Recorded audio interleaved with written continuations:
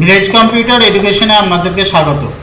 আজকে আমরা Microsoft Excel 2013 একটি নতুন কাজ দেখব। দেখুন এখানে একটা টেবিল তৈরি করে রেখেছি। এই টেবিলে দেখুন SL number, item, quantity, price এবং টোটাল প্রাইস আছে এবং নিচেতে একটা টোটাল বলে অপশান আছে। এখানটাতে আমরা দেখুন আইটেম আছে। এই আইটেমে কতগুলো আইটেম টোটাল সেটা যদি এখানে বার করতে চাই আমরা এখানে লঞ্চারটি ক্লিক করব। দেখুন এখানে কাউন্ট বলে অপশান আছে, ক্লিক করে দিলাম। দেখুন এখানে 13 ধরনের আইটেম এখানে আছে। কোয়ান্টিটি কত, এখানে যদি টোটালটা সাম বার করতে চাই এখানে ক্লিক করলাম, সামে ক্লিক করে দিলাম। দেখুন এখানে টোটাল কোয়ান্টিটি 515টা প্রোডাক্ট এখানে আছে। প্রাইস, টোটাল প্রাইসটা যদি দেখতে চাই এখানে যাব সাম, দেখুন টোটাল প্রাইস এটা। আর টোটাল প্রাইসের এই অংশটা যদি আমরা সাম করে দিই তাহলে টোটালটা আমরা দেখতে পাবো। এই যে এই ছকটাই তালিকাটা কিভাবে তৈরি করব এবং অটো কিভাবে তৈরি হবে সেটা দেখব। যারা ভিডিওতে নতুন এসেছেন তাদের বলবো চ্যানেলটিকে সাবস্ক্রাইব করবেন, ভিডিওটা যদি ভালো লাগে লাইক এবং কমেন্ট করবেন। চলুন শুরু করা যাক আজকের ভিডিও। দেখুন আমরা এখানে ছকটি চলে এসেছি। ছকটা এখানে দেখুন সিরিয়াল নাম্বার আছে, আইটেম আছে, কোয়ান্টিটি আছে, প্রাইস আছে আর টোটাল প্রাইস আছে। এখানে আমরা অটো কিভাবে এক ক্লিকের মাধ্যমে বা একটা ফর্মুলার মাধ্যমে কিভাবে আমরা সেই ছকটা তৈরি করব। প্রথমে দেখুন এটাকে পুরোটা সিলেক্ট করে নেব। এটা সিলেক্ট করার পর আমরা কিবোর্ডে কন্ট্রোল টি দাবাবো। কন্ট্রোল টি দাবানোর সঙ্গে সঙ্গে এই মেসেজটা আসবে, কন্ট্রোল টি অর্থাৎ ক্রিয়েট টেবিল। এখানে দেখুন ক্রিয়েট টেবিল বলে অপশান এসেছে। এরপর আমরা এটা ওকে করব। ওকে করার সঙ্গে সঙ্গে দেখুন সিরিয়াল নাম্বারের পাশে একটা লঞ্চার, আইটেমের পাশে একটা লঞ্চার, কোয়ান্টিটির পাশে লঞ্চার, প্রাইসেস সব চলে এসেছে। এরপরে উপরে দেখুন home, insert, page layout, formula, data, review, view, developer, এখানে ডিজাইন বলে একটা অপশান এসেছে।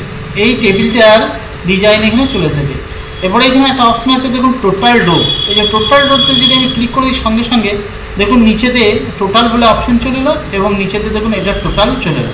এরপরে আমি যদি এই ঘরটায় ক্লিক করি, ক্লিক করার সঙ্গে সঙ্গে দেখুন এই কোনো একটা লঞ্চার আছে। এরপরে যদি এখানে আমরা কাউন্টে ক্লিক করি কাউন্টে আসবে। যদি আমরা এখানে ক্লিক করলাম, এখানে যদি আমরা সাম চাই সাম আসবে, যদি মিনিমাম চাই মিনিমাম আসবে, যদি ম্যাক্সিমাম চাই যেটা খুশি আমরা এখান থেকে বার করতে পারবো। এখানে ক্লিক করলাম, এখানে ক্লিক করার পর যদি আমরা অ্যাভারেজ চাই এখানে ক্লিক করলে অ্যাভারেজ দেখিয়ে দেবে। অতএব এটাকে প্রথমে টেবিলে পরিণত করা, টেবিলের পর পরিণত করার পর ডিজাইনে ক্লিক করা এবং টোটাল রোয়ে ক্লিক করা। এইভাবে কাজটা করলে সঙ্গে সঙ্গে আমাদের বড় একটা টেবিলকে অটোভাবে আমরা সাম, অ্যাভারেজ, মিনিমাম, ম্যাক্সিমাম, মিনিমামগুলো আমরা দেখতে পাবো এবং কাউন্টটাও দেখতে পাবো। তাহলে আমরা কি করলাম আরেকবার আমরা যদি দেখি, প্রথমে দেখুন আমরা কি করলাম টেবিলটাকে সিলেক্ট করে নিলাম। এটাকে সিলেক্ট করার পর কন্ট্রোল টি, কিবোর্ডে কন্ট্রোল টি দাবালে আমাদের ক্রিয়েট টেবিল বলে অপশান আসবে। অর্থাৎ এটাকে আমরা টেবিলে পরিণত করে নিচ্ছি। ওকে করে দিলাম। ওকে করার সঙ্গে সঙ্গে দেখুন এখানে ডিজাইন বলে একটা অপশান চলে এসেছে এবং এখানে টোটাল ডো বলে একটা অপশান আছে।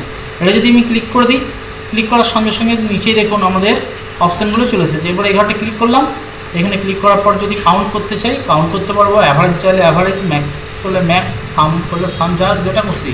এখানে আমরা সাম করে দিলাম। সাম করলে দেখুন টোটালটা হয়ে গেলে এখানেও আমরা সাম করে দিলাম। তাহলে আমরা এক ক্লিকের মাধ্যমে আমরা পুরো কাজটাকে করে নিতে পারবো।